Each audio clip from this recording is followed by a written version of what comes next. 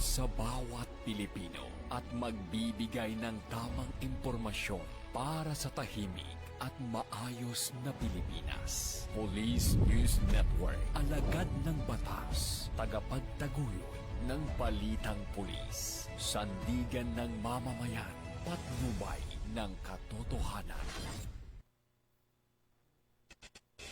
La Campo Crame, maghahatid ng pinakahuling kaganapan at nagbabagang balita. Ito ang PNN Police News Network. At ngayon, ang inyong mga tagapagbalita. Magandang araw, bagong Pilipinas. Ako ang inyong alagad ng batas, tagataguyod ng Balitang Pulis. Patrolman Regan Robles mula sa PNP Aviation Security Group at ngayong araw ng Miyerkules. Makakasama natin muli bilang special guest co-host si Miss Jehaini Jaira Hernandez, ang ating former Miss Teen International Grand Winner and Sparkle GMA 7 Artist 2023. Magandang umaga po sa iyo, ma'am. Magandang umaga po at magandang umaga sa ating mga manonood ngayon. Huwag po nating kalimutan i-like, i-follow at i-subscribe ang page ng Philippine National Police, Police Community Affairs and Development Group, PIGACHI Tagapag-Ugnay at Police News Network. Kami po ay maghahatid sa inyo ng tamang balita, kwento ng pulis at serbisyo para sa mamamayan. At ito ang PNP News Online. Ang pangunahing balita ng Police News Network, alagad ng batas, tagataguyod ng Balitang Pulis.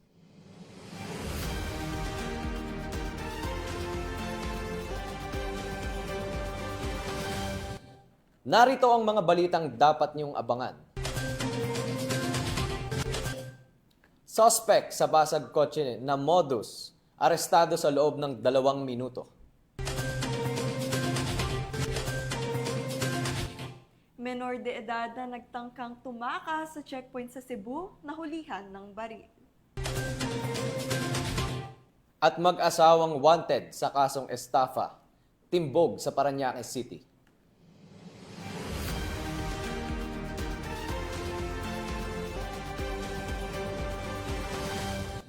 Narito ang mga balitang hatid ng ating PNN correspondents mula sa iba't ibang panig ng bansa.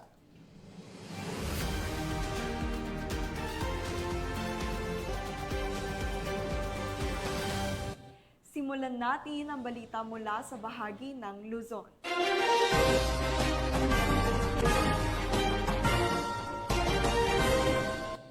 Sa mabilis na pagresponde ng kapulisan sa isang insidente ng carnapping at bilang pagtugon sa direktiba ni PNP Chief Police General Nicolas Torre III, hingil sa 5-minute response time, agad na naaresto ng mga otoridad ang isang suspect na sangkot sa basag kotse modus sa loob lamang ng 2 minuto matapos ang insidente sa Mandaluyong City. Ang tagumpay na ito ay patunay ng determinasyon ng pambansang pulisya sa napalakasin ang police visibility at epektibong crime response sa pamamagitan ng pinaigting na presensya sa mga lansangan. Alinsunod sa kampanya ng PNP na mas mapababa ang insidente ng krimen at mapanatili ang kaayusan at kapayapaan sa komunidad. Patrolwoman Jenny May Dolor sa report.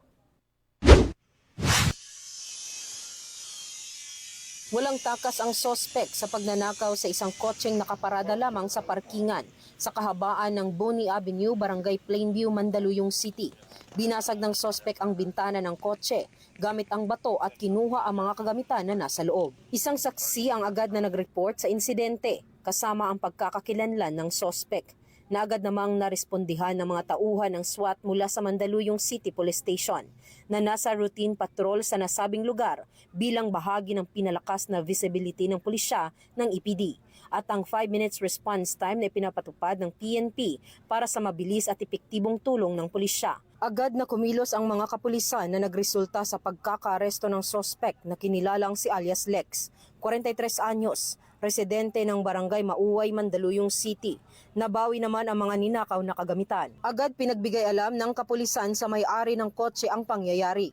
Very na-appreciate ko po sobra yung pabilis na pag-action yung mga police. Kasi talagang hinanap nila ako kasi wala ako dun sa area nung pinangyari ko. So, ayun nga, talagang talagang tinutuwa naman nila. Matapos basahan ng kanyang karapatan, ang sospek ay kasalukuyang nasa kustodiya ng Mandaluyong Custodial Facility at nahaharap sa kasong theft. Ang maagap na pag-report at malasakit ng mamamayan ay isang malaking tulong sa tagumpay ng operasyong ito. Ang patuloy na pagsuporta ng mamamayan at pakikiisa sa magagandang programa ng PNP ay magbibigay ng mas ligtas at payapang komunidad para sa lahat. Mula dito sa Eastern Police District, ako po ang inyong PNN correspondent, Patrolwoman Jenny Midolor, alagad ng batas, tagataguyod ng Balitang Pulis. Maraming salamat, Patrolwoman Dolor. Arestado ng mga otoridad ang mag-asawang kabilang sa listahan ng most wanted person sa Parañaque City sa bisa ng warrant of arrest na isinilbi ng pulisya kaugnay sa kasong estafa. Magbabalita dyan si Patrolwoman Reyna Joyce Dalire. Arestado na ang mag-asawang pinaghahanap ng mga otoridad sa Parañaque City dahil sa kasong panloloko o estafa. Nahuli sila noong umaga nitong nakaraang linggo lamang sa Dr. Abel Santos Avenue, lungsod ng Parañaque. Kinilala ang mga sospek na sina alias Ryan, 42 years old, top 7 most wanted person, at ang kanyang asawa na si alias Maureen, 31 years old, at top 8 naman sa naturang listahan para sa buwan ng Hunyo. Ang mag-asawa ay nahaharap sa kasong estafa o panloloko na inilabas ng RTC Branch 231 Pasay City matapos umanong lokohin ang kanilang mga kliyente. Dahil dito, nagsampa ng kaso ang mga nabiktima. Wala ring inirerekomendang piyensa para sa kanilang pansamantalang kalayaan. Ayon sa inilabas na warrant of arrest, 7 silang pinaghahanap ng batas. Nahuli na ang 2 at kasalukuyang hinahanap pa ang 5 pang natitira. Sa ngayon, nasa kustodiya na ng Parañaque Police ang mag-asawa habang inaayos pa ang pagbabalik ng kanilang warrant sa korte. Ayon sa Southern Police District, ang mabilis na operasyon ay patunay na seryoso ang pulisya sa paghuli sa may mga kaso. Ipinapaalala rin nila ang mga sangkot sa panuloko na hindi sila makakatakas sa batas at mas makakabuting sumuko na bago pa sila maaresto. Mula dito sa Southern Police District, ako ang inyong PNN correspondent, Patrolwoman Reyna Joyce Dalire, alagad ng batas, tagataguyod ng Balitang Pulis. Maraming salamat, Patrolwoman Dalire. Tinatayang 1.2 milyong pisong halaga ng tanim na marijuana ang tinupok ng mga operatiba sa tuloy-tuloy na isinasagawang marijuana eradication sa bayan ng Kibungan, Benguet. Ang detalye ng balita mula kay Patrolwoman Ronalyn Layaw. Patuloy na papaigting ng kapulisan kontra illegal na droga. Tinatayang 600,000 halaga ng fully grown marijuana plants ang nadiskubre ng mga otoridad sa isinagawang marijuana eradication sa barangay Lukong, Tinglayan, Kalinga nito lamang ika-15 ng Hunyo 2025. Matagumpay ang nasabing eradikasyon dahil sa pagtutulungan ng mga operatiba sa pangunguna ng mga tauhan ng Tinglayan Municipal Police Station, Drug Enforcement Unit, Police Intervention Unit, Kalinga PPO, 153rd MC, Regional Mobile Force Battalion 15, 1st and 2nd Kalinga PMFC. Ayon kay Police Colonel James D. Mangili, Provincial Director ng Kalinga PPO, nagresulta ang operasyon sa pagkakadiskubre ng 3,000 piraso ng fully grown marijuana plants sa isang communal forest na tinatayang may lawak na 300 square meters at may standard drug price na 600,000 pesos. Bagamat walang nahuling cultivator, binunot at sinunog ng mga operatiba ang mga pinagbabawal na tanim sa mismong lugar pagkatapos ng pagdokumento at pagkuha ng sapat na sample upang isumite sa Kalinga Provincial Forensic Unit para sa karagdagang pagsusuri.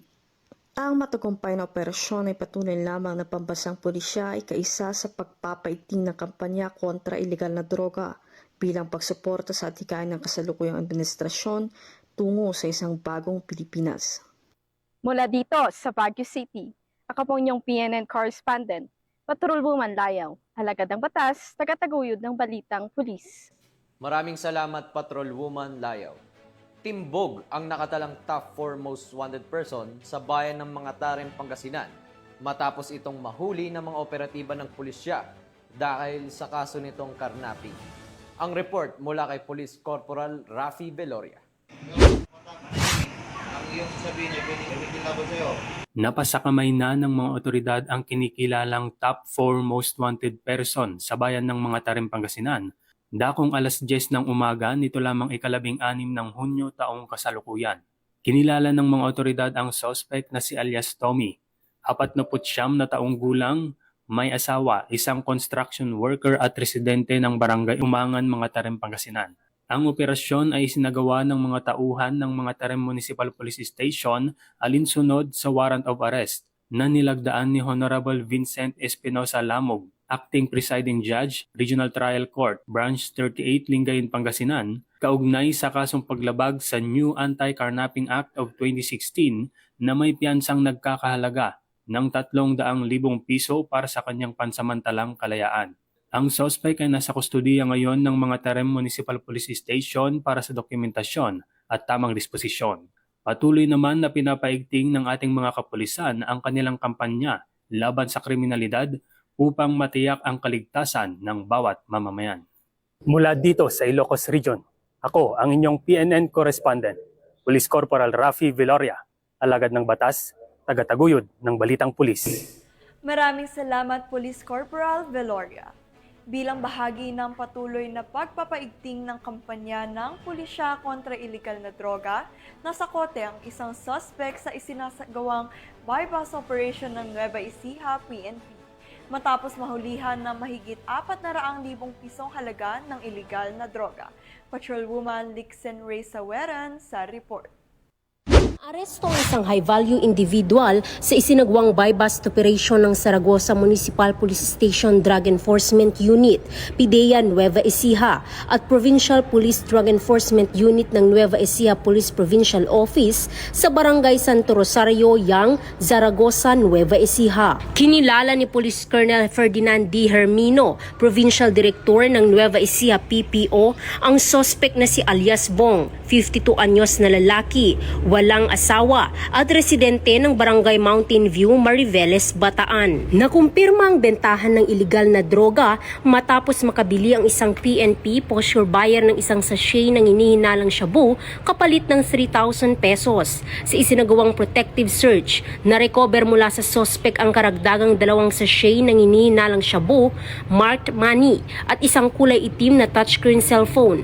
Tinatayang 57 gramo ng inihinalang shabu na nagkakahalaga ng 387,600 pesos ang kubuang nasamsam sa operasyon. Dinala na sa himpilan ng Zaragoza Police Station ang suspect at mga nakumpiskang ebidensya para sa kaukulang dokumentasyon at disposisyon at sasampahan ng kasong paglabag sa Republic Act 9165 o ang Comprehensive Dangerous Drugs Act of 2002. Patuloy ang panawagan ng kapulisan ng Gitnang Luzon sa ilalim ng pamumuno ni Police Brigadier General Gines Fajardo, Regional Director ng Police Regional Office 3, sa publiko na makiisa sa pagsugpo sa kriminalidad upang mapanatili ang kapayapaan at kaligtasan sa buong rehiyon.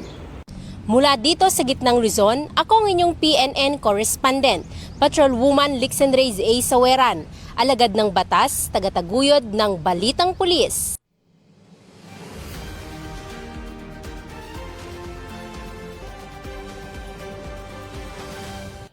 Tunghayan naman natin ang mga balita mula sa Visayas.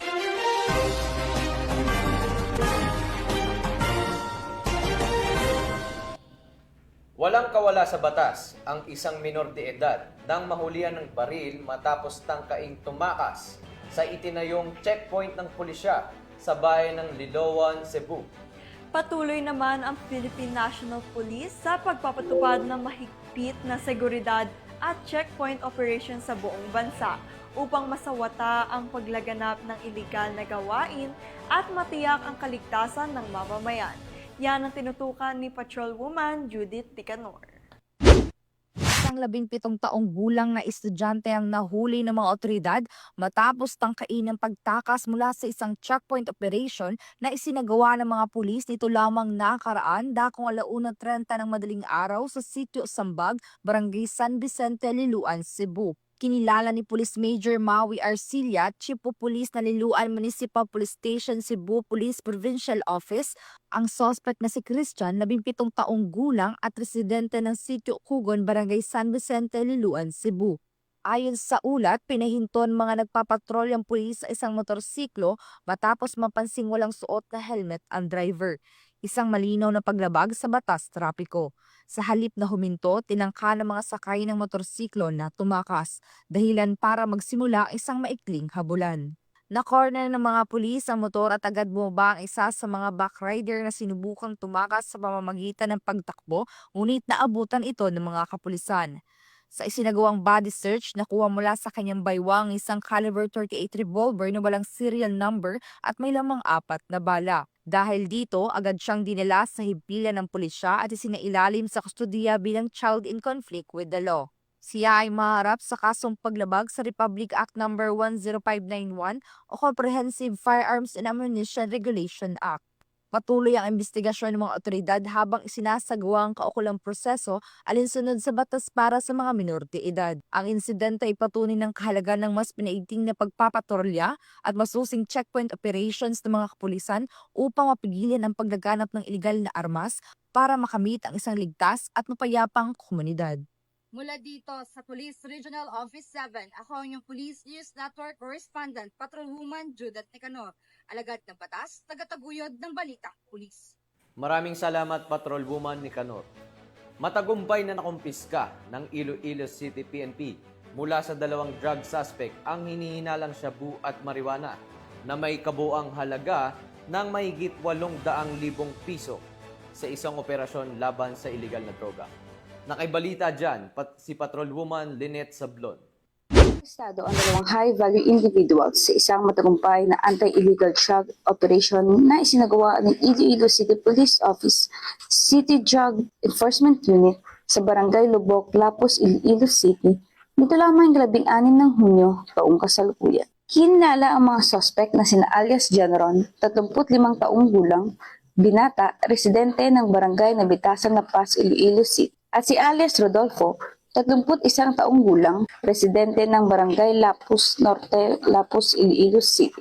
Ayon sa ulat ng pulisya, isinagawa ang bypass operation ng ICPO-CDEU, katuwang ang PDEG SOOU-6 at ICPS-8. Sa isinagawang operasyon, nasabat mula sa mga suspect ang humigit kumulang 125 gramo na inhinalang shabu na may street value na tinatayang 850,000 pesos at humigit kumulang 20 gramo ng inihinalang tuyong dahon ng marijuana na may estimated standard drug price na 2,400 pesos. Bukod pa rito, nakumpiska rin ang isang sachet ng inihinalang shabu, nagsilbing buy-bust item, 4 pang sachet ng suspected shabu sa pagmamay-ari ng suspect, 4 na not-tied plastic sachet ng inihinalang shabu, isang self-sealing plastic sachet ng inihinalang tuyong dahon ng marijuana, at 8,000 pesos ng marked money, at ilan pang non-drug items. Ang mga nakumpiskang ebidensya ay isaalalim sa pagsusuri at ito-turnover sa Regional Forensic Unit 6. Samantala, ang 2 suspect ay nasa kustudiya ngayon ng Iloilo City Police Station 10 para sa kaukulang dokumentasyon habang inihahanda ang mga kasong isasampa laban sa kanila. Ang matagumpay na operasyon ito ay bahagi ng pinaigting ng kampanya ng PNP laban sa iligal na droga sa rehiyon. Patunay ito ng determinasyon ng pambansang pulisya ng Pilipinas sa pagpuksa sa iligal na droga tungo sa isang ligtas at mas mapayapang pamayanan. Mula rito sa Western Visayas, ako ang PNN Correspondent, Patrolwoman Lynette Sablon, alagad ng batas sa tagataguyod ng Balitang Pulis.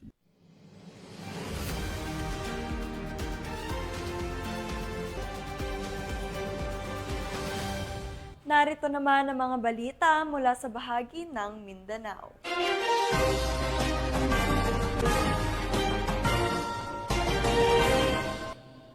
Isang lalaki ang arestado sa Barangay Aguada, Osamis City sa isinagawang entrapment operation ng Regional Anti-Cybercrime Unit 10 dahil sa pagbabantang ipakakalat ang mga sensitibong larawan at video ng kanyang dating kasintahan sa social media. Muling nagpapaalala ang PNP sa publiko na maging maingat sa pagbabahagi ng pribadong impormasyon at larawan upang maiwasan ang pagkakasangkot sa ganitong uri ng krimen. Nakabalita dyan si Patrolwoman Mary Grace Artizuela. Isang 27 anyos na lalaki ang naaresto matapos pagbantaan ng kanyang dating kasintahan na ikakalat ang mga sensitibong larawan at video nito kapalit ng halagang 40,000 piso.